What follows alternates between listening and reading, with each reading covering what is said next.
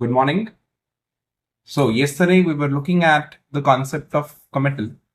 तो आज हम उस पूरे बंच को कंप्लीट करेंगे. तो आज मैं आपको section 190, section 207, 2808, 209 I will be completing that out and plus I will be dictating you certain charts जो हमारे पास ट्रायल के लिए यूज होते हैं. तो उन चार्ट्स को आपको बनाकर रखना है अपनी कॉपीज के अंदर. उसके बेसिस के ऊपर हम उसके ऊपर डिस्कशन करना स्टार्ट करेंगे.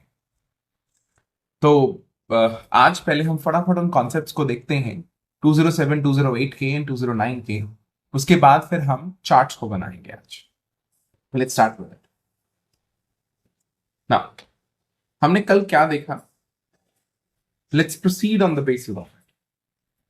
हमने कल देखा कि कमिटल होता कैसे, आप कमिटल करते कैसे हैं, and what is the procedure and what are the things which has to be kept in mind while doing a committal. So उसके बेसिस के ऊपर हम इस लेक्चर को स्टार्ट करने वाले हैं. तो let's start with it and let's see what it has to से.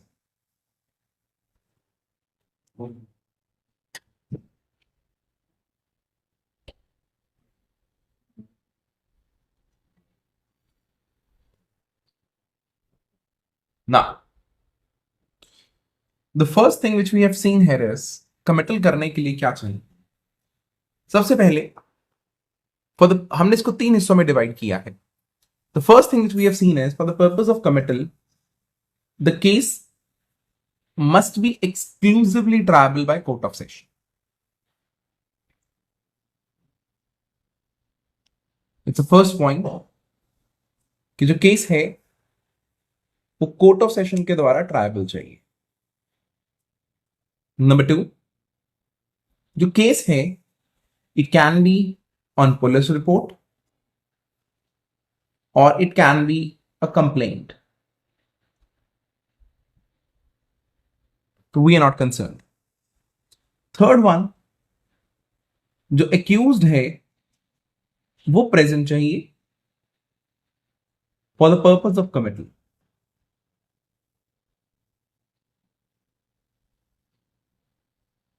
करेक्ट. तो अगर ये 3 एसेंशियल्स पूरे हो जाएंगे तो उसके बाद सबसे पहला काम क्या किया जाएगा, कोर्ट देखेगी क्या डॉक्यूमेंट्स ऑफ सेक्शन 208 और 207 हैज बीन गिवन और नॉट. क्या 207 और 208 के डॉक्यूमेंट्स दिए गए हैं कि नहीं दिए गए. अगर 208 और 207 के डॉक्यूमेंट्स दिए गए हैं तो उसके बाद फिर कमिटल का कॉन्सेप्ट स्टार्ट होता है. Right. What the step has to say. तो सबसे पहले कोर्ट क्या करेगी, ए पॉइंट, वो रिकॉर्ड्स को सेंड करेगी कोर्ट ऑफ सेशन को.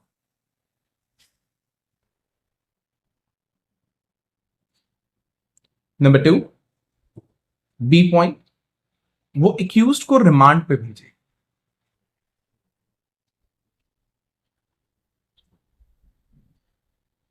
एंड नंबर 3, सी पॉइंट, वो पीपी को नोटिफाई करेगी.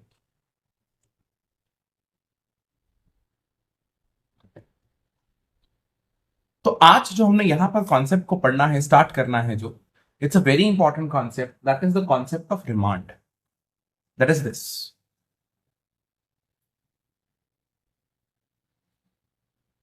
ठीक है जी. तो ये आपके बेसिकली बुक्स में डिस्कस नहीं है कॉन्सेप्ट, तो प्लीज इसको याद रखें आप प्रैक्टिस के अंदर. एंड जुडिशियल सर्विसेज के लिए ये बड़ा इंपॉर्टेंट है, बहुत ही इंपॉर्टेंट. हमारे पास जो रिमांड का टॉपिक है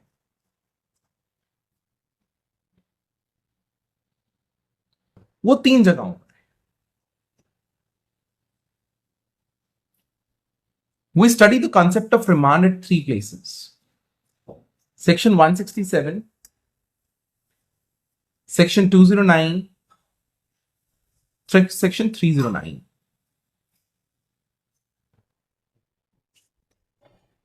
तो हमारे पास 3 जगह पर हम रिमांड का टॉपिक पढ़ते हैं. तो ये रिमांड का टॉपिक इन 3 जगहों पर कहता क्या है, हम उसको एक बार देखना स्टार्ट करते हैं. सेक्शन 167 डील करता है when you have to remand the person in case of investigation. 209 deal करता है when you have to remand the person at the time of committal. 309 deal करता है when you have to remand the person in relation to inquiry और trial. तो आपने देखा होगा कि कब इन्वेस्टिगेशन के अंदर एक्यूज्ड को रिमांड पे भेजा जाता है तो वो 167 में है। The moment investigation comes to an end, the scope of section 167 also comes to an end. उसके बाद कब इंक्वायरी और ट्रायल में एक्यूज्ड को जेल में रखा जाता है और कहा जाता है कि आप जेल में ही रहेंगे, तो वो इंक्वायरी और ट्रायल में जो रिमांड पे रखा जाता है दैट इज अंडर सेक्शन 309। तो आप उसको 309 में रखते हैं। एक और रिमांड का टॉपिक है दैट इज इन 209। वो कहता है कि कभी भी आपको केस को कमिट करना है तो एक्यूज्ड आपके सामने जो है उसको आप रिमांड पे वापस भेजेंगे एंड उसके बाद केस कमिटल के लिए जाएगा। दिस इज व्हाट यहां पर अगर हम देखते हैं 209 एंड 309 में वर्ड सिर्फ रिमांड यूज्ड, 167 में word such remand used.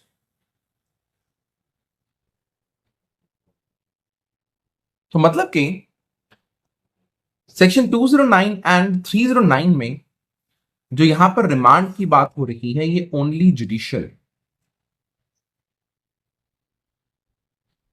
But कब यहां पर सच रिमांड की बात हो रही है, so this remand can be a police remand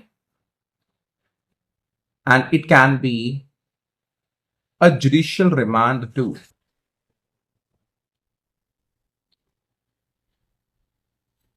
So this is what you have to keep in mind. Correct. So यहां पर अब गौर से देखते हैं 167 में when the case is under investigation तो you can send the person on remand. आप accused को रिमांड पे भेज सकते हैं। ये रिमांड 167 के अंदर दो टाइप का होता है, पुलिस और जुडिशियल। वो कॉन्सेप्ट अब आगे अलग चलता है कि फॉर द फर्स्ट 15 डेज आप पुलिस जुडिशियल दोनों में से कोई भी दे सकते हैं। After 15 days it has to be a judicial remand. We are not going into this, but I am just telling you in 167 the remand can be of two types, that is police and a judicial remand. Section 209 में कब आप commit कर रहे हैं तो commit करते समय आप रिमांड पे भेज सकते हैं, भेजेंगे। तो कब एक जेएमआई से केस को कमिट करता है तो वो एक्यूज्ड को रिमांड पे भेजेगा, तो वहां पर रिमांड सिर्फ रिमांड लिखा हुआ है, such remand as the judicial magistrate thinks fit, ये वर्डिंग नहीं लिखी गई।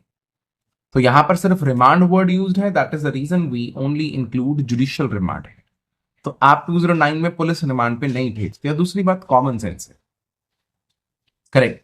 What is the common sense कि पुलिस रिमांड में इंटरोगेशन होती है, यू इंटरोगेट। करेक्ट। कब केस की इंक्वायरी ट्रायल चली जा चुकी है तो आपको पुलिस को इंटरोगेट करने क्यों देना, because the case is already in the court. और 309 जो डील करता है वो भी रिमांड के साथ डील करता है, वो करता है इंक्वायरी और ट्रायल के अंदर। कभी भी कोर्ट इंक्वायरी कर रही है या ट्रायल कर रही है उस टाइम पे वो रिमांड पे भेज सकती है। Correct. And that remand also can be only judicial remand. तो आपको स्टेजेस को याद रखना है। 167 is for investigation, 309 is for inquiry and trial. 209 एक स्पेशल केस है when you are sending the case for remand, committal, sorry. It covers this thing. 167 में remand can be a police remand as well as a judicial remand. That is the discretion of a judge कि वो कौन से remand पे भेजता है। But 309 के अंदर it's all about judicial remand. यहाँ पे पुलिस रिमांड का कोई कॉन्सेप्ट नहीं है। इसका जो मेन डिफरेंस आपको दिखेगा वो 167 की वर्डिंग और 309 की वर्डिंग में दिखेगा। 309 में वर्ड लिखा हुआ है द जज मे सेंड हिम टू रिमांड, तो वो वहां पे सिर्फ वर्ड रिमांड लिखा है। तो whenever the word remand is used it only includes judicial remand. But 167 में लिखा हुआ है the magistrate can send him to such custody as it deems fit. तो such custody means such remand and such remand means police or judicial remand. That is the reason we have two type of remands here but we have one type of remand here. Right. अब मैं आपको इसका छोटा सा example, अब थोड़ा सा हम इसको पढ़ते हैं उसके बाद फिर हम इस कॉन्सेप्ट के ऊपर आते हैं। Correct. That is when I started practicing तो मुझे एक चीज बताई गई प्रैक्टिस के अंदर जो बेसिकली आपकी किताबों में नहीं लिखी होगी, तो आपको समझ आ जाएगी ये चीज।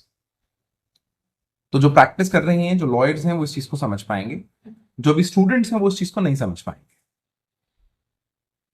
तो कब मैं प्रैक्टिस करने लगा तो मुझे सबसे पहली चीज यहां पर ये बताई गई कि कब एक्यूज्ड को 204 के अंदर बुलाया जाता है, whenever the accused is called under section 204, चाहे समन्स हो चाहे वारंट्स हो, उसको बेल के लिए अप्लाई करना होता है। he has to apply for the bail, he has to furnish the bonds। कब 204 के अंदर फर्स्ट स्टेज इनिशियल स्टेज के ऊपर एक्यूज को बुलाया गया तो एक्यूज साथ में अपने बेल बॉन्ड लेकर आता है और अपनी बेल। तो मुझे बड़ी बड़ी हैरानी हुई 204 में, बिकॉज 204 में तो कहीं पे भी नहीं लिखा हुआ, राइट, कि आपको बेल भरनी है, आपको बेल बॉन्ड भरना है, आपको ये करना है, आपको वो करना है। बिकॉज आप अभी आप स्टूडेंट्स हैं तो आप अपनी किताबें देख सकते हैं, आपके किसी बुक में भी नहीं लिखा हुआ कि 204 के अंदर whenever you call a person आप उससे बेल बॉन्ड भरवाएंगे। बट कब आप प्रैक्टिस करते हैं तो प्रैक्टिस के अंदर ये चीज कॉमनली फॉलो की जाती है कि अब 204 के अंदर आप किसी इंसान को बुला रहे हैं तो उसी टाइम पे आप उससे बेल बॉन्ड भरवाएंगे। The question is why. ये प्रैक्टिस में जो लिखा हुआ है ये बिल्कुल सही है। When you are calling a person the section 204 तो वहां पर जज 309 के अंदर उसको रिमांड के ऑर्डर पास कर सकता है। तो if he decides not to send him on remand तो he has to take the bail amount from. That is the reason कभी भी इंसान 204 के अंदर फर्स्ट टाइम कोर्ट में प्रोड्यूस होता है तो प्रैक्टिस के अंदर उससे हमेशा बॉन्ड भरवाए जाते हैं, बेल बॉन्ड भरवाए जाते हैं, नहीं तो उसको रिमांड पर भेजा जाता है। वो बेल बॉन्ड्स इसलिए भरवाए जाते हैं because of the scope of section 309 309 के स्कोप के अंदर।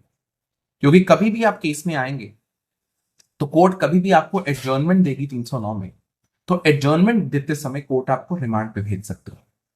तो मतलब कि whenever the court is giving you an adjournment on 204 वो तो हमेशा दी जाएगी। कब 204 के प्रोसेस के बाद आपको एडजर्नमेंट दी जाएगी तो जज के पास ऑप्शन है कि वो आपको रिमांड पे भी दे सकता है और बिना रिमांड के भी छोड़ सकता है।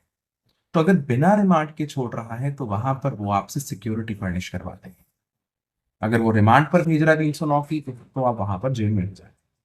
दैट इज द रीजन आप प्रैक्टिस में देखते हैं कभी भी 204 का प्रोसेस होता है तो वहां पर हमेशा एक्यूज अपने बेल बॉन्ड्स लेकर आता है, right. This is what it happens. But आपको इसको अपनी आंसर राइटिंग में नहीं लिखना, राइट। ये 204 की नहीं होती है, it's not a bail under 204। 204 में कोई बेल का प्रोविजन नहीं है। तो ये तो मैं आपको सिर्फ, अगर मैं आपको छोटा सा एग्जांपल देता हूं, मैंने कहा जी मैंने पर्सन को बुलाने के लिए सम्मन भेजे सेक्शन 61 में, आई सेंड द समन्स, समन पे आके मैंने बेल दे दी, तो क्या बेल वो 61 की है? No, it is not, right. Shubham Garg ji, I think so आप बहुत ही लेट ज्वाइन किया है आपने, तो sorry I can not teach you the difference of judicial and police remand, क्योंकि वो मैं आज से एग्जैक्टली 3 हफ्ते पहले मैं डिस्कस कर चुका हूं। तो right now I can not, because it will be a wastage of other students, the wastage of time for other students, that's all. Chalo, let's proceed further, right? So this is what you have to keep in mind whenever you call a person under section 204, the person makes an appearance, so he applies for a bail, he applies for a bail under section 436 or 437 as the case may be, he has to apply, क्योंकि वो इसलिए apply करता है because जज उसको remand पे भेज सकता है, जज के पास पार है रिमांड पे भेजने की, इसलिए आप वो अप्लाई करते। हाँ, अगर आप नहीं करते तो it hardly matters, but it in practice it is being done. Practice में ये हमेशा किया जाता है, इसलिए आपकी किताबों में नहीं लिखा गया है, बिकॉज हमारे पास कोई डायरेक्ट प्रोविजन नहीं, राइट। तो होता क्या है, जरा गौर से सुने। I will be telling you both the things practically and theoretically. Theory कहती है कि अगर आपने एक्यूज्ड को 204 में कॉल किया एंड एक्यूज्ड 204 के अंदर कोर्ट में अपीयरेंस कर देता है, तो उसके पास, जज के पास मर्जी है वो उसको रिमांड पे भेजे 309 में या ना भेजे। That is a discretion of a जज, either to send him on remand or not to send him on remand, that is a discretion of a जज।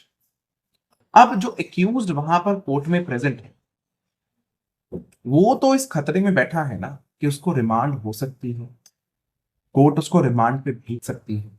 सो एक्यूज्ड करता क्या है, कभी भी वो 204 में कब अपेयरेंस करता है तो अपने वो बेल बॉन्ड्स और बेल एप्लीकेशन साथ में लेकर आता है।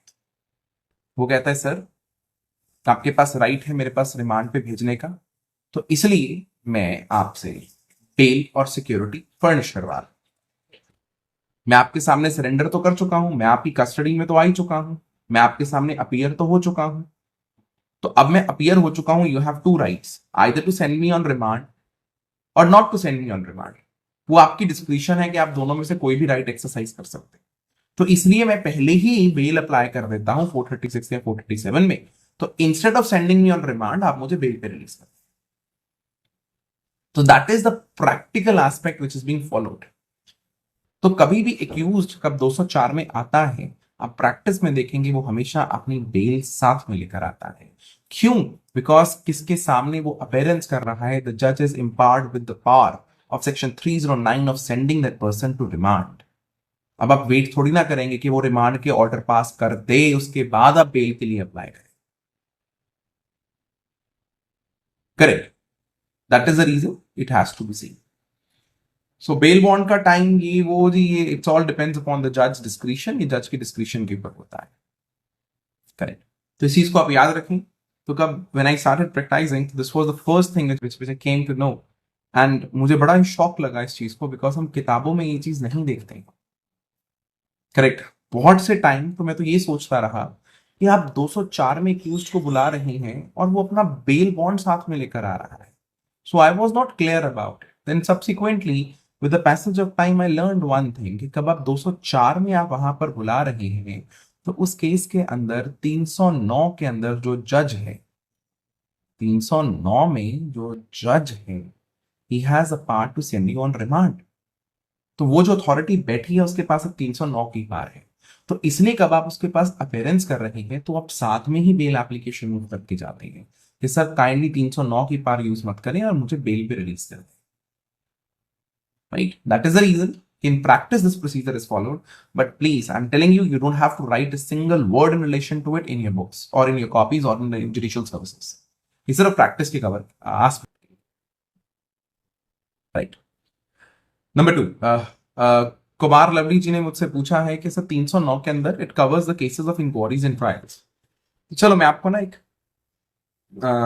बड़ा ही इंटरेस्टिंग सा एक फैक्ट बताता हूं कि 209 क्यों बनाया गया। 309 तो था ही हमारे पास। नहीं, आपका शायद क्वेश्चन यही है। हाँ, तो एक बड़ा ही इंटरेस्टिंग सा फैक्ट है, तो मैं इसके ऊपर और ज्यादा डिस्कशन नहीं करूंगा, मैं इसको फटाफट कंप्लीट करूंगा। तो रिक्वेस्ट प्लीज इसके ऊपर फर्दर क्वेश्चन आप मुझसे मत पूछें। ठीक है, ठीक, चलो ध्यान से देखिए आप। लेट्स, तो मैं केशव जी का भी क्वेश्चन उठाऊंगा, जस्ट एक बार आप सुन लें डिमांड। बेसिकली अब क्वेश्चन यहां पर डिस्प्यूट ये होता है कि जो टॉपिक ऑफ रिमांड है, कमिटल है सॉरी, वो कौन सी स्टेज में फॉल करता है। क्या आप उसको ट्रायल में फॉल करवाएंगे या इसको आप इंक्वायरी में फॉल करवाएंगे।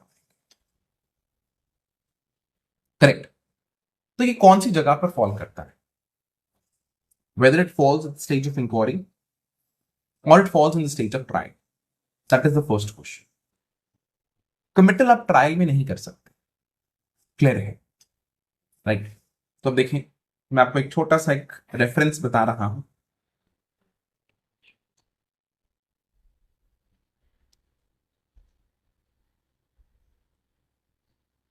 मैं कमिटल का आपको छोटा सा एग्जांपल देता हूं। फॉर एग्जांपल कोई ऑफेंस है, वो tribal by court of session है, तो वहां पर पुलिस रिपोर्ट आई, जज साहब ने उसके ऊपर कॉग्निजेंस लिया अंडर सेक्शन 190। कॉग्निजेंस लेने के बाद आपने 204 का इशू ऑफ प्रोसेस किया। इशू ऑफ प्रोसेस करने के बाद फिर आपने उसको डॉक्यूमेंट्स दिए, फिर आपने कमिट किया। 209 में। फिर court of session charge framing का प्रोसेस स्टार्ट करती है। तो क्वेश्चन यहां पर ये उठा कि ये जो कमिटल है 209 का, ये कौन सी स्टेज में है? ये इंक्वायरी में है या ट्रायल में? वैसे ये टॉपिक मुझे आपसे डिस्कस नहीं करना था बिकॉज ये आपके लिए इंपॉर्टेंट नहीं है, but still I am giving you reference of this thing so that you should know about it, right? Now this can not be a stage of trial. ये ट्रायल की स्टेज तो हो ही नहीं सकती। क्यों? जेएमआईसी कमिट कर रहा है, offence exclusive tribal by court of session है। तो अगर हम कमिटल को ट्रायल का पार्ट कहेंगे तो जेएमआईसी कभी इसको कमिट ही नहीं कर पाएगा, बिकॉज जेएमआईसी कभी ट्राई ही नहीं कर सकता। तो ये ट्रायल तो हो नहीं सकता। तो क्या ये इंक्वायरी है? Right, that is a question whether it is an inquiry. इसको हम ट्रायल का पार्ट तो कह नहीं सकते because trial starts from the framing of charge. Correct. तो देखें, जो लोग ट्रायल कह रहे हैं इट विल बी ट्रायल, तो मैं आपको एक छोटा सा एग्जांपल देता हूं।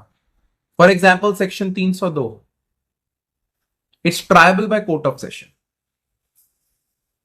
ठीक है जी, 302 का जो ऑफेंस है वो कोर्ट ऑफ सेशन के द्वारा ट्रायबल है। तो मतलब कि कितने भी स्टेप्स हैं ट्रायल के वो कोर्ट ऑफ सेशन के द्वारा ही हो सकते हैं, वो जेएमआईसी के द्वारा नहीं हो सकते। ठीक है जी। अगर आप कमिटल को ट्रायल कहेंगे तो जेएमआईसी कभी भी कमिट नहीं कर पाएगा, बिकॉज जेएमआईसी ट्रायल वाला कोई स्टेप नहीं उठा सकता, बिकॉज ट्रायल वाला स्टेप सिर्फ कोर्ट ऑफ सेशन उठा सकती है। तो इट्स सिंपल कॉमन सेंस। मैंने कहा कोई offence tribal by court of session है, तो मतलब कि कितने भी ट्रायल के स्टेप्स होंगे वो सिर्फ कोर्ट ऑफ सेशन कर सकती है, वो जेएमआईसी नहीं कर सकता। अगर आप कमिटल को पार्ट ऑफ ट्रायल कहेंगे तो मतलब कि जेएमआईसी कभी इसको ट्रायल ही कमिट ही नहीं कर पाएगा। क्यों? Because JMIC doesn't have a part to take any step in relation to trial. तो इसलिए इट सिंपली बिकम्स क्लियर कि कमिटल कभी भी ट्रायल का पार्ट नहीं होगा, it is not a part of trial. अब क्वेश्चन ये है whether it is a part of inquiry. Correct, क्या ये इंक्वायरी का पार्ट है? अब majority of the person says yes, the answer is no.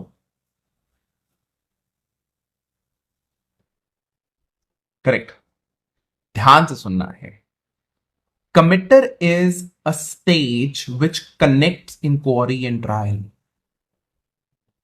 Committal एक ऐसा प्रोसेस है जो इंक्वायरी और ट्रायल को कनेक्ट कर रहा है।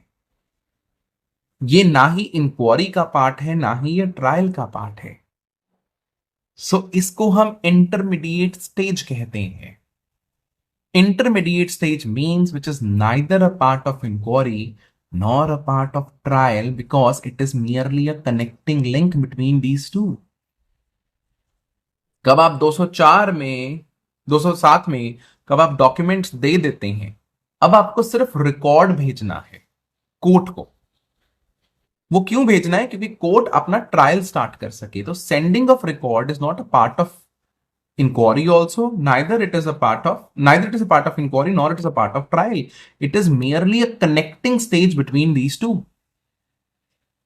तो that is the reason if you read good books, अगर आप अच्छी किताबों को पढ़ते हैं, अगर आप सरकार को देखते हैं इसके रिलेशन के अंदर, आप बासु को देखते हैं इसके रिलेशन में, उन्होंने इसके रिलेशन में स्पेसिफिकली बताया है कि जो कमिटल है नाइदर ये इंक्वायरी में फॉल करता है ना ही ये ट्रायल में फॉल करता है। ये एक इंटरमीडिएट स्टेज है, एक कनेक्टिंग स्टेज है जो इंक्वायरी से कन्वर्ट कर रही है ट्रायल में। दैट इज द रीजन हम कमिटल को ना ही इंक्वायरी में काउंट करते हैं टेक्निकल सेंस में, ना ही हम इसको ट्रायल में काउंट करते हैं। This is what you have to keep in mind. Correct.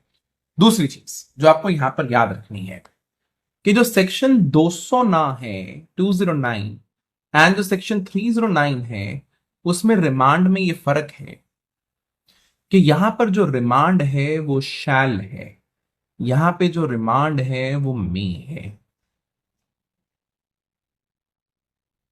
Number दूसरा, ये रिमांड इंक्वायरी और ट्रायल का है, ये रिमांड इंटरमीडिएट स्टेज का है। That is the technical difference between these two. So that is the reason, in order to be specific, in order to be more specific, they made section 209. I hope so आप इस चीज को समझ पाए होंगे। तो अभी थोड़े से बड़े बड़े क्वेश्चंस मत उठाएं, अभी हम पहले टॉपिक्स को खत्म कर लें, उसके बाद हम इसको आगे देखना स्टार्ट करते हैं। तो अब मैं आपके साथ आपको different different type of examples दे रहा हूं, डिफरेंट टाइप चार्ट्स बनवा रहा हूं। तो प्लीज अपनी कॉपी खोल कर रखें, उन चार्ट्स को बनाएं, उसके बेसिस के ऊपर मैं आपको इंक्वायरी के कितने भी पॉसिबल चार्ट्स हैं हमारे पास, मैं आपको वो सारे के सारे चार्ट्स बनवा रहा हूं। सो आपको इसके बारे में पता होना चाहिए, और ये राइट स्टेज है कि हम चार्ट्स को बना सके। करेक्ट। तो अब इंक्वायरी है, तो ट्रायल के ऊपर भी हम आएंगे, आज ही आएंगे, आज ही मैं आपको एग्जाम्पल्स दूंगा उसके। तो एक बार हम इसको जरा गौर से देखते हैं कि हमारे पास क्या क्या स्टेजेस हैं।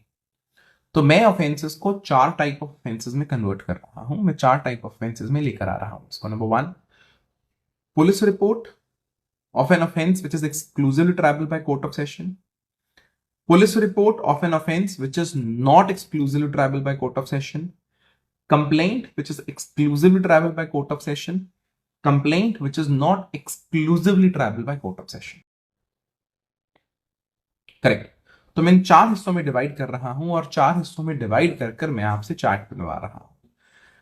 बिलीव मी, ये ही चार्ट्स हैं जिसके कारण कभी कॉन्सेप्ट क्लियर नहीं होते, बिकॉज कभी हम इस चार्ट को नहीं बनाते, बिकॉज बहुत सी चीजें दिमाग में इकट्ठी घूमती रहती हैं, दैट्स व्हाई। तो अब देखना स्टार्ट।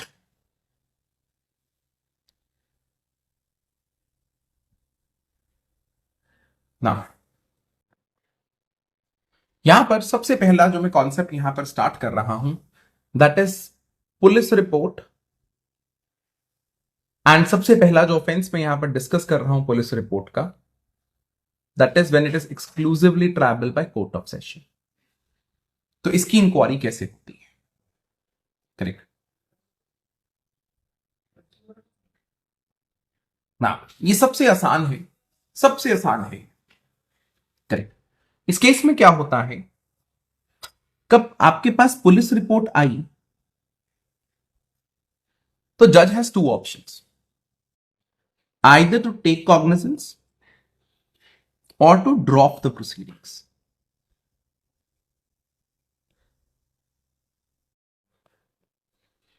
कि वो प्रोसीडिंग्स को ही ड्रॉप कर दे मतलब कि वो कॉग्निजेंस लेने से मना कर दे, है ना। कैसे कि for example negative police report आ जाती है, तो पुलिस रिपोर्ट में लिखा जाता है कोई ऑफेंस नहीं हुआ, एंड मजिस्ट्रेट उसको एक्सेप्ट कर लेता है कि ठीक है जी कोई ऑफेंस नहीं हुआ, हम मानते हैं, तो वो कॉग्निजेंस लेने से मना कर देगा और प्रोसीडिंग्स को ड्रॉप कर देगा। This is the first thing which he can do. Correct.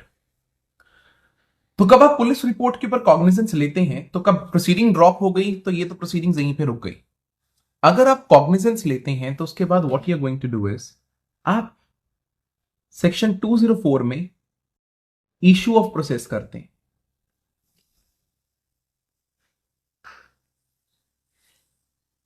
जिसमें समन्स, वारंट्स, प्रोक्लेमेशन आप वो इशू करते हैं। इसके ऊपर आइदर कब एक्यूज्ड आ जाता है तो आप उसको रिमांड पे भेजते हैं 309 की, या फिर आप उसको बेल पे रिलीज कर सकते हैं 436 की या 437 की। तो आपके पास दोनों में से एक ऑप्शन होता है।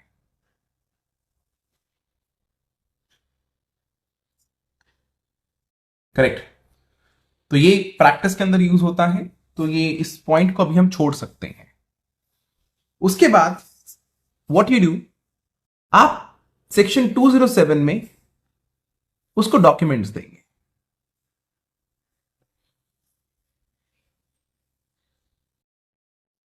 डॉक्यूमेंट्स देने के बाद अब केस जो होगा वो कमिट हो जाएगा।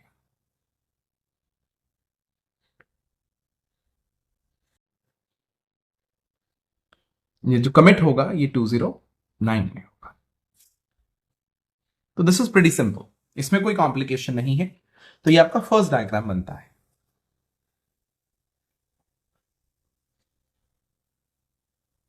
Correct. Now let's come to the second diagram. Second is police report है एंड जो ऑफेंस है इट इज नॉट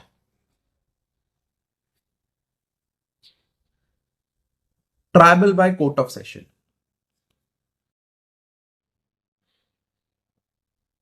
तो उस केस में क्या होगा? यहां पर offence is not triable by court of session.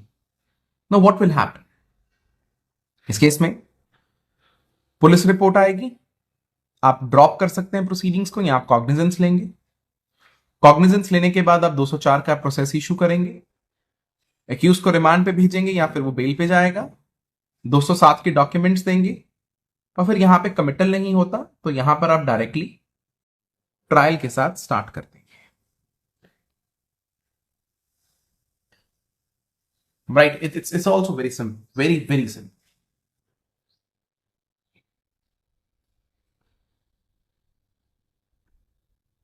यहां पर भी कोई प्रॉब्लम नहीं आई।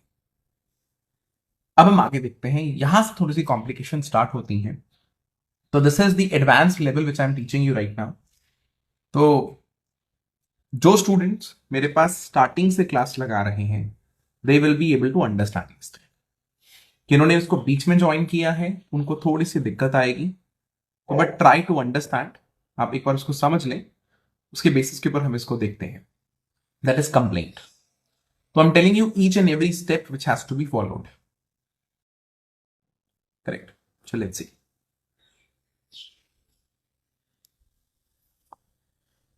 तो कब कंप्लेंट पड़ती है, अब now we are talking about B part, that is complaint.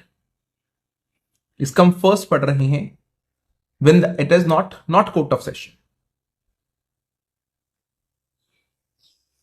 तो प्लीज इस डायग्राम को जरा गौर से बनाएं because it's not in your books और कॉपी, अदर आपको नहीं मिलेगा ये कहीं पे। तो ध्यान से देखिए, यहां पे कब कंप्लेंट पड़ी,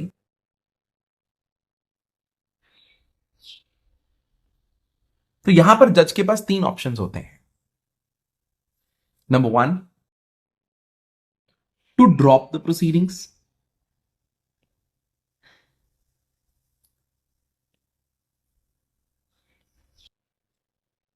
मतलब कि कॉग्निजेंस लेने से मना कर दे जज। नंबर टू, जज कॉग्निजेंस ले ले। या नंबर थ्री, जज 156(3) के अंदर इन्वेस्टिगेशन के ऑर्डर पास कर दे।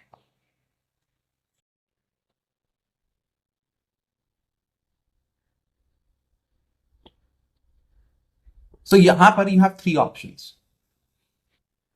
either to drop the proceedings, or to take cognizance, or to pass the orders of investigation 156(3) के। ठीक है, तो कब यहां पर आपने 156(3) के ऑर्डर पास कर दिए तो यहां पर आपके पास पुलिस रिपोर्ट आ जाती है। तो इस पुलिस रिपोर्ट के ऊपर I am referring you the judgment of H S Bains. इस पुलिस रिपोर्ट के ऊपर जज के पास तीन ऑप्शंस हैं। इस पुलिस रिपोर्ट पे जज के पास तीन ऑप्शंस। नंबर वन, वो कॉग्निजेंस ले ले। नंबर टू, वो प्रोसीडिंग्स को ड्रॉप कर दे, या फिर वो कॉग्निजेंस ले ले ऑन कंप्लेंट।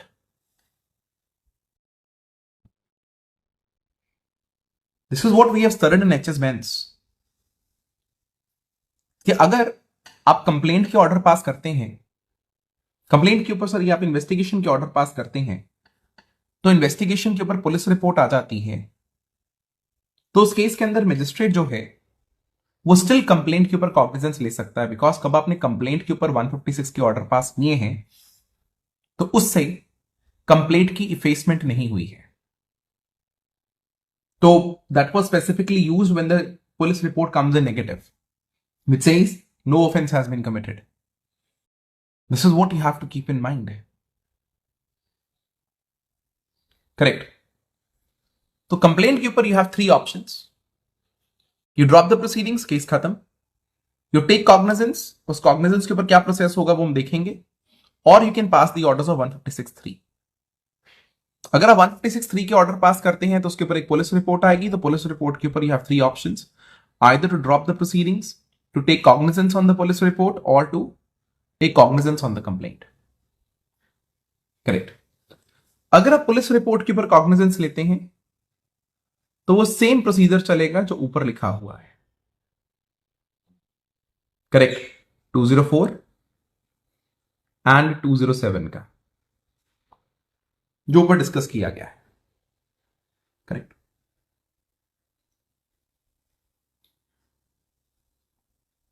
अगर आप कंप्लेंट के ऊपर कॉग्निजेंस लेते हैं, आपने कंप्लेंट पे कॉग्निजेंस लिया, तो उस केस में क्या होगा ना, यहां पर आप 200 एंड 202 की एग्जामिनेशन करवाएंगे.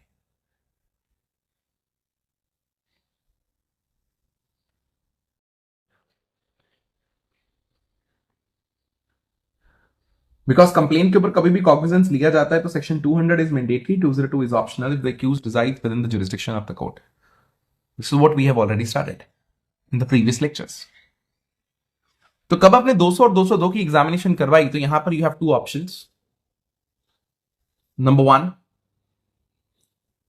Either to dismiss the complaint.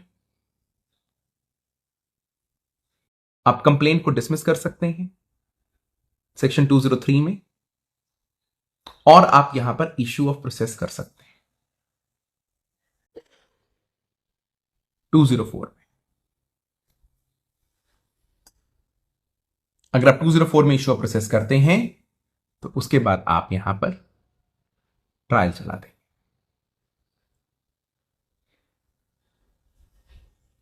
Same चीज अप्लाइज हियर ऑल्सो, आप यहां पर ट्रायल चला दें. This is the procedure which has to be followed. Correct.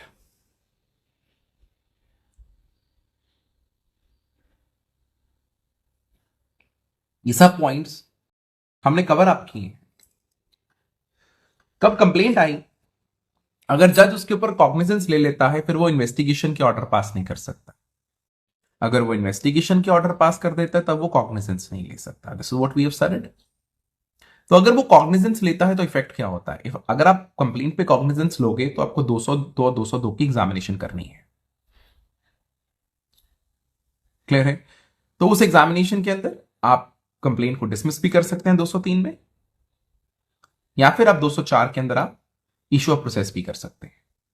अगर आप इश्यू ऑफ प्रोसेस करते हैं तो वो डायरेक्टली यहां पे आपका ट्रायल स्टार्ट हो जाएगा. तो मैं यहां पर जो डील कर रहा हूं जी, that is offences which are not triable by court of session. तो इसलिए यहां पे हमने कोई डॉक्यूमेंट नहीं दिया है. ठीक है जी. दूसरा दूसरा आपके पास ऑप्शन क्या है कि आप कंप्लेंट के ऊपर 156(3) के ऑर्डर पास कर दें.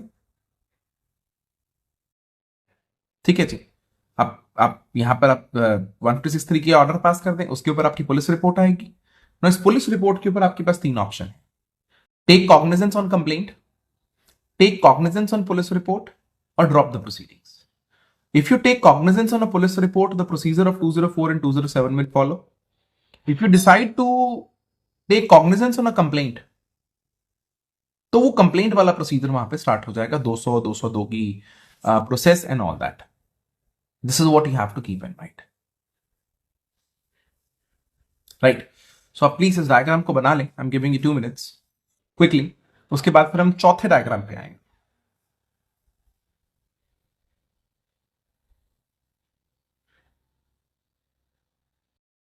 प्री चार्ज एविडेंस ही कुछ और होता है. Pre charge evidence is a part of trial, वो ट्रायल का पार्ट होता है. ठीक है जी. तो उसको भी हमने, अब हम सिर्फ इंक्वायरी पढ़ रहे हैं, हमने ट्रायल का कुछ कवर अप नहीं किया. जो प्री चार्ज एविडेंस होता है वो सिर्फ वारंट केसेस में होता है, and that too on a complaint case. तो मैं आपको बताऊंगा उस टर्मिनोलॉजी को कोर्ट में यूज होती है. तो भैया पहले आप इस डायग्राम को बना लें, वो ट्रायल का पार्ट है.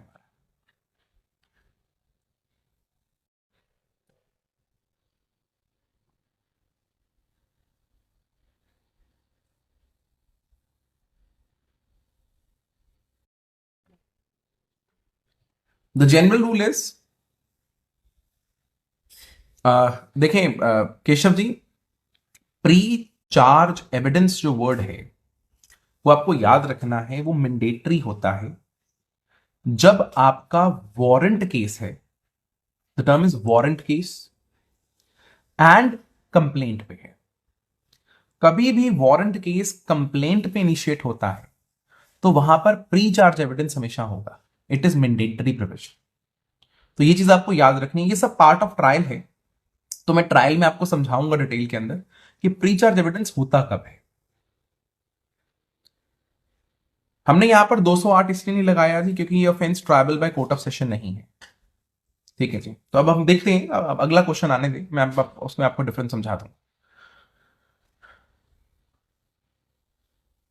तो इस डायग्राम को आपको याद रखना है, right? Yes, 202 and 200 is preliminary evidence. इसको हम प्री चार्ज नहीं कहते हैं, इसको प्रिलिमिनरी कहते हैं। दोनों में डिफरेंस है, देखेंगे थोड़ा सा ट्रायल के अंदर।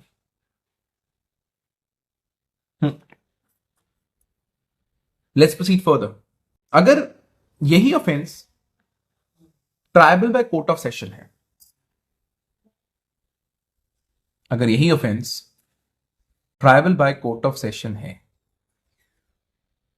करेक्ट, अब तो उस केस में सिर्फ इस प्रोसेस में एक चेंज आती है, वो चेंज आती है यहां पर, दैट इज दिस, यहां पर। वो चेंज यहां पर ये आती है कि अगर offence tribal by court of session है तो यहां पर आप 208 का डॉक्यूमेंट देते हैं।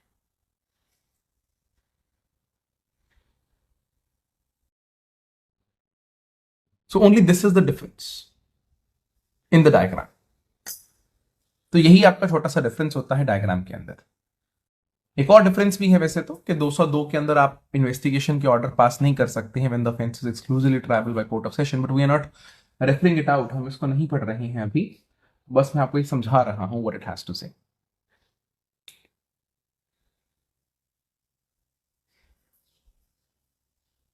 करेक्ट। तो अब इस डायग्राम को भी आप बना लें, ये चौथा डायग्राम है आपके पास, ये आपके सारे के सारे कितने भी डाउट्स हैं जो अब तक हमने पढ़ा है उसको कंबाइन करके क्लियर करें।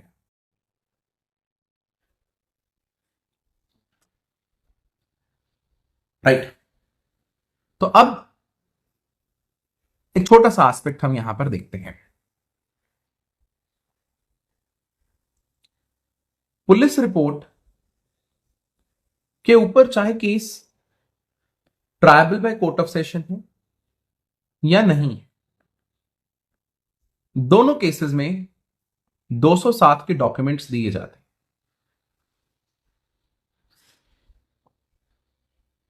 ठीक है, अगर कंप्लेंट केस है वो tribal by court of session है या नहीं है, तो अगर वो tribal by court of session है तो आप यहां पर 208 के डॉक्यूमेंट देते हैं, बट यहां पर कोई डॉक्यूमेंट नहीं देते। ऐसा क्यों? What is the reason behind? Reason है section 204।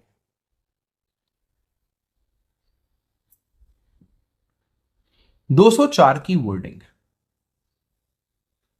That is the reason behind it. Correct.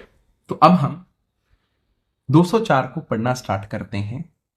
तो हम घूम फिर के वापस से हम 204 पे आए हैं after 4 lectures, after 5 lectures we have again came to section 204 because यहां से अब हमारी स्टोरी वापस से स्टार्ट होगी। तो अब गौर से सुने। 204 कहता है कि कभी भी आपको एक्यूज्ड को इश्यू ऑफ प्रोसेस करना है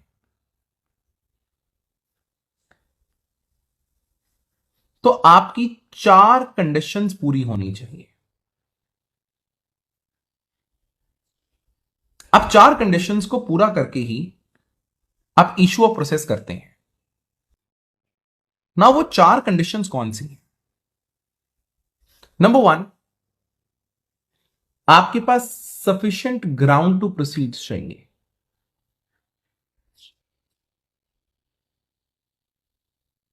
कोर्ट के पास ये ओपिनियन चाहिए that there are sufficient grounds to proceed.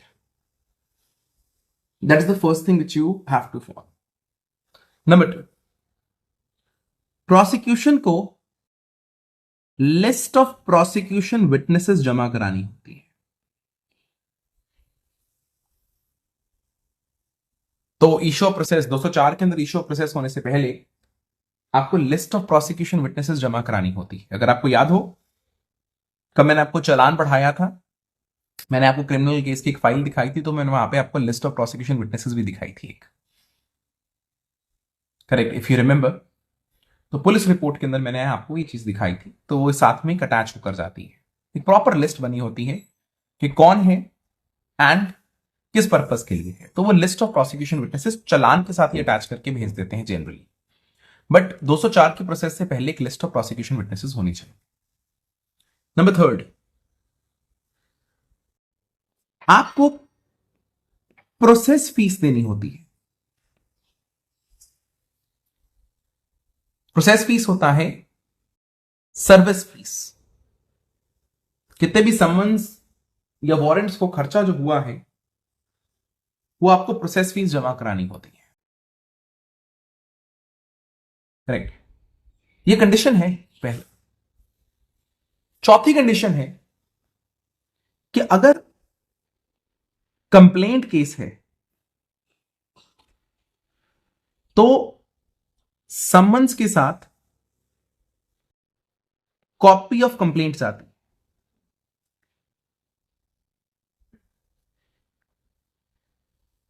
तो समन्स के साथ ही आप कॉपी ऑफ कंप्लेंट भेज देते हैं।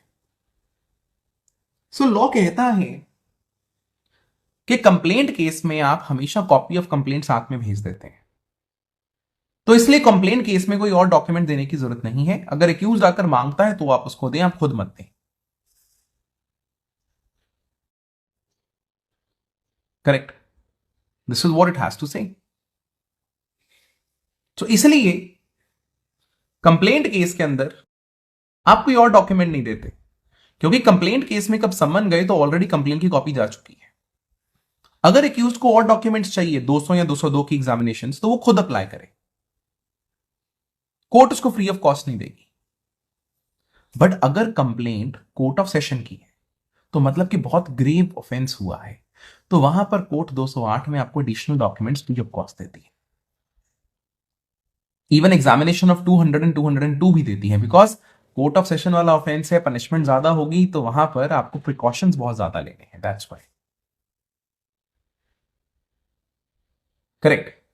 तो आप ध्यान से देखें, अगर किसी ऑफेंस के ऊपर पुलिस रिपोर्ट आई है तो जनरली वो कॉग्निजेबल ऑफेंस था,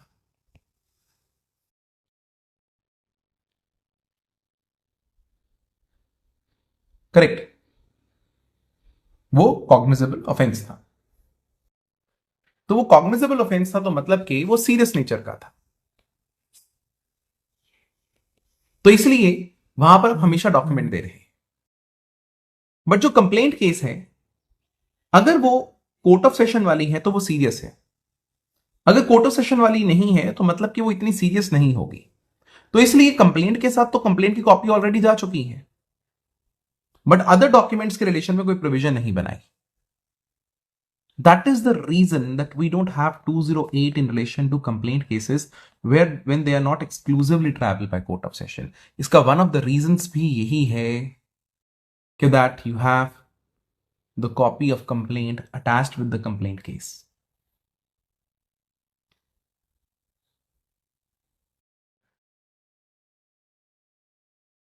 Clear है जी? Right, this is what you have to keep in mind. Now, Navneet Jindal ji question पूछ रहे हैं कि सर अगर आपको 200 और 202 की एग्जामिनेशन को देखना है तो आप कैसे देख सकते हैं? देखें जी, 200 और 202 की जो एग्जामिनेशन होती है that is a part of a record of the case. वो part of record of case है। आप कभी भी कोई भी रिकॉर्ड को आप अप्लाई कर सकते हैं। तो कभी भी आप किसी भी रिकॉर्ड को देख सकते हैं, तो आप 200 और 202 की एग्जामिनेशन को भी देख सकते हैं। It's a part of record only, that is the reason, correct. तो चलो अब हम यहां पर इसके रिलेशन के अंदर देख रहे हैं। So when ever you have to issue the process, whenever you have to issue the process, so you have four conditions which you have to follow. Number one, there must be sufficient grounds to proceed. Number two, the list of prosecution witnesses shall be submitted. Number three, the process fees must be paid. And number fourth, in a case of complaint, summons must be attached with a copy of complaint. तो कब सम्मन cases में already copy of complaint साथ में जा रही है, वो कंप्लेंट केसेस में already copy of complaint summons के साथ जा रही है, तो इसलिए यहां पर एडिशनली कोई और डॉक्यूमेंट आपको नहीं दिया जाता. बट अगर कोई offence exclusively triable by court of session है, तब आप एडिशनल डॉक्यूमेंट्स भी देते हैं. राइट, अब मैं आपको वापस से मैं बता रहा हूं, करेक्ट, तो जरा ध्यान से देखना है.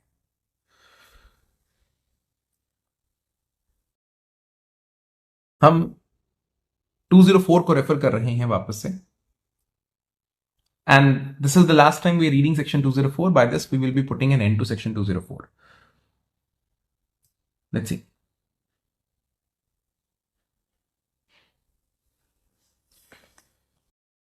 Now what 204 has to say?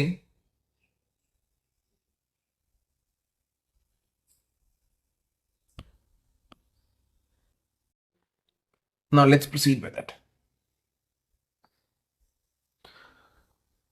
204 says, if in the opinion of the magistrate taking cognizance, there is a sufficient ground for proceeding. ठीक है जी, it's a first point. कि 204 के प्रोसेस से पहले the court must be having an opinion that there are sufficient grounds to proceed. It's a first thing. Let's come to the second point. No warrants or summons shall be issued against the accused under subsection 1 until a list of prosecution witnesses has been filed. It's a second essential कि अगर आपको summons या warrant issue करवाने हैं तो आपको list of witnesses submit करानी है. अगर list of witnesses issue नहीं हुए हैं तो कोर्ट summons या warrants को issue नहीं कर सकते. तो यहां पे याद रखना, ये जो word shall है ये डायरेक्टरी इन नेचर है, ये मैंडेटरी नहीं है. तो इवन कोर्ट बिना लिस्ट ऑफ प्रोसिक्यूशन विटनेसेस के भी सम्मन या वारंट्स भेज सकती है, because that is a curable defect. But अभी हम यहां पर इसको सेकंड प्रोविजन लेकर चल रहे हैं. Correct. Third, if the proceeding incident upon a complaint made in writing, every summon और warrants issued under subsection 1 shall be accompanied by a copy of complaint. तो कभी भी रिटन कंप्लेंट के ऊपर आपके सम्मन्स जाएंगे या वारंट्स जाएंगे तो उसके साथ हमेशा कॉपी ऑफ कंप्लेंट जाएगी. That is the third essential which we have. Correct. Now let's come to the fourth one. इसको हम तलवाना कहते हैं. It says, when by any law for the time being in force any process fees or fees are payable, no process shall be issued until the fees are paid. And if such fees are not paid within a reasonable time, the magistrate may dismiss the complaint. That is the fourth point, fourth essential. तो अगर आप 204 को देखते हैं गौर से, तो 204 के अंदर आपको पता चलता है कि 204 का प्रोसेस इशू करने से पहले आपको 4 एसेंशियल्स पूरे करने होते हैं. नंबर 1, जज का ओपिनियन है there are sufficient grounds to proceed. अगर वो नहीं है सफिशिएंट ग्राउंड्स टू प्रोसीड का ओपिनियन, तो वो डिसमिस हो जाएगी. करेक्ट. नंबर 2, दूसरा कि आपको प्रोसिक्यूशन विटनेसेस की लिस्ट जमा करानी. यहां पर वर्ड शैल है बट ये डायरेक्टरी है. अगर आप लिस्ट जमा कराना भूल जाते हैं एंड जज समन्स या वारंट्स इशू कर देती है, तो वो डिफेक्ट क्योरेबल इन नेचर है, वो क्योर हो जाता है आपका डिफेक्ट. तो वो कोर्ट बाद में आपको लिस्ट ऑफ विटनेसेस दे देगी. बट हम एज अ कंडीशन प्रेसिडेंट एक बार इसको हम पढ़ते हैं. तो सेकंड चीज है कि आपको लिस्ट ऑफ प्रोसिक्यूशन विटनेसेस जमा करानी. थर्ड, आपको प्रोसेस फीस देनी है. किसको हम तलवाना है. प्रोसेस फीस स्टेट गवर्नमेंट के द्वारा नहीं दी जाती, पीपीस के द्वारा नहीं दी जाती. वो आपको मैं समझाऊंगा. इसके रिलेशन के अंदर मैं आपको सेक्शन 312 भी कराऊंगा. थोड़ा सा टाइम के बाद कब विटनेसेस के खर्चे वगैरह स्टार्ट होंगे तब मैं उसके साथ आपको पढ़ाऊंगा। तो अभी बस आप इसको इतना याद रखें कि आपको प्रोसेस फीस जमा करानी होती है, जिसको हम तलवाना कहते हैं। बेसिकली तलवाना is a civil word, but criminal cases के अंदर भी इसको आप यूज कर सकते हैं, देयर इज नो बार। तो आपको प्रोसेस फीस आपको जमा करानी होती है, करेक्ट। अगर आप प्रोसेस फीस नहीं जमा करवाते तो कोर्ट इसके बेसिस के ऊपर आपकी कंप्लेंट डिसमिस कर सकती है। तो अगर आपकी एक बार कंप्लेंट डिसमिस हो जाती है तो आप न्यू फैक्ट्स, उसी फैक्ट्स के ऊपर न्यू कंप्लेंट फाइल कर सकते हैं, उसके ऊपर कोई बार नहीं। ठीक है जी। तो आप न्यू कंप्लेंट फाइल कर सकते हैं, आप रिविजन में भी जा सकते हैं, yes, there is no bar. Fourth, अगर रिटन कंप्लेंट के ऊपर आपने इश्यू प्रोसेस करना है तो कब कंप्लेंट जाएगी उसके, कभी भी आप समन जाएंगे या वारंट जाएंगे, उसके साथ आपको कंप्लेंट की कॉपी लगानी। तो इसलिए लेजिस्लेशन ने कहा कंप्लेंट केसेस में कब समन जा रहे हैं तो कंप्लेंट की कॉपी साथ में अटैच होकर जा रही है। तो कंप्लेंट केस में हम एडिशनली डॉक्यूमेंट्स क्यों दें? That's correct. So with this I conclude section 204। मैं 204 आपका यहीं पे ही कंक्लूड करता हूं और इसके बाद हम 204 के ऊपर स्टॉप लगा रहे हैं क्योंकि वो खत्म हो चुका है। तो टेक्निकली अगर आप देख सकते हैं तो 204 के साथ हमने क्या क्या पढ़ा, मैं आपको वो समझा रहा हूं। हमने 204 पढ़ा, सेक्शन 61 से लेकर सेक्शन 88 तक पढ़ा, प्लस हमने 205, 206, 299 एंड 317 पढ़ा। तो ये सारे का सारा बंच आपको 204 के साथ पढ़ना है। तो अप्रोक्सीमेटली वी हैव कवर्ड, अगर आप इन सेक्शंस को अरेंज कर कर देखते हैं, हमने 204 के साथ अप्रोक्सीमेटली 70 सेक्शंस को कवर अप किया है, correct. So this is how you have to study 204। Now सब फी पे कौन करता है? जो समन को करवाता है, अगर कंप्लेनेंट करवाता है तो कंप्लेनेंट को करना है, अगर वहां पे स्टेट गवर्नमेंट है तो स्टेट गवर्नमेंट को करवाना है, बट स्टेट गवर्नमेंट नहीं करती है क्योंकि जो प्रोसेस सर्वर है या समन सर्वर है वो स्टेट का ही एम्प्लॉयड पर्सन है, तो स्टेट को उसको कुछ पे करने की जरूरत नहीं होती है, दैट्स राइट। तो इसलिए आप देखते हैं कि जो गवर्नमेंट्स होते हैं, जो भी पीपी के केसेस होते हैं, उसमें कभी पीपी जो गवर्नमेंट होती है वो प्रोसेस फीस नहीं देती है, इसलिए। क्लियर है जी? तो this is what you have to keep in mind. तो एक मिनट जी नरेश कश्यप जी, मैं आपके क्वेश्चन के ऊपर आता हूं। तो मैं आपको एक बड़ा एक इंटरेस्टिंग सा एक फैक्ट बताता हूं जो लोग दिमाग घुमा लेते हैं अपना। Just it's a passing reference, इसको हम कल डिटेल में देखेंगे। अगर आप यहां पर ध्यान से देखते हैं ना, I am referring to 208, just a passing reference.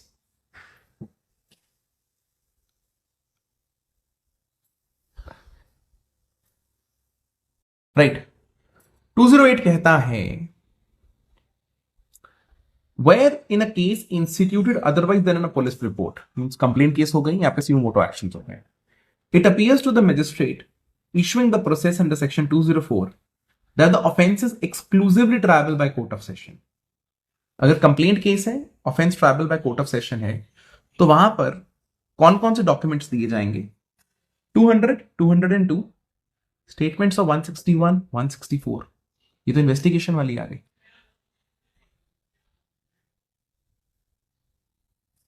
Correct. तो कंप्लेंट केस में ये केसेस कैसे आए, इसका रीजन हम कल देखेंगे, और इसका रीजन आपके चौथे डायग्राम के